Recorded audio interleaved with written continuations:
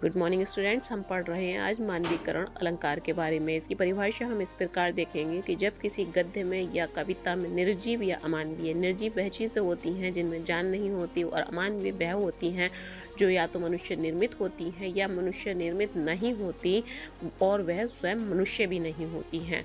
तो जैसे बादल, पहाड़, नदियाँ, झरने, पेड़ पौधे, बादल, भावनाएं, इन सबको इंसानों के जैसे कार्य करते हुए, सोचते हुए या महसूस करते हुए दिखाया जाता है, वहाँ मानवीकरण अलंकार होता है।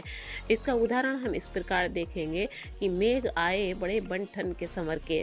तो मेघ बादल के बारे में कहा जाता है, मेघ बादल को कहते हैं, लेकिन मेघ मनुष्य नहीं है और ना ही कोई सजीव वस्तु है।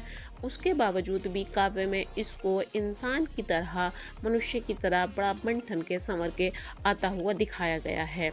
तो इसका सजीव वर्णन कर दिया गया है, मतलब सजीव रूप में वर्णन कर दिया गया है। दूसरा उदाहरण है, चांदनी रात हंस रही है। चांदनी कोई सजीव चीज़ नहीं है, ना ही कोई मनुष्य है, उसके बावजूद भी काव्य में चांदनी को हंसता हुआ प्रतीत किया है या हंसता हुआ दिखाया गया है या हंसता हुआ महसूस कर रहा है कवि। इसी प्रकार अंबर पनघट में डुबो रही तारा घट उषा नागरी।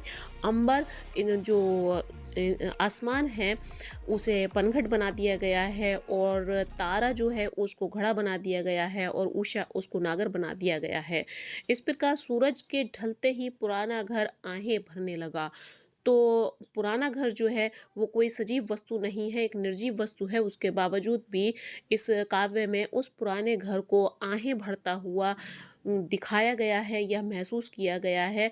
तो जहाँ पर इंसानी कार्य करता हुआ दिखाया जाए या सोचता हुआ दिखाया जाए या महसूस करता हुआ दिखाया जाए, वह मानवीकरण अलंकार होता है। अतः आपको ये समझ में आ गया होगा, तो वीडियो को लाइक शेयर ज़रूर करिएगा।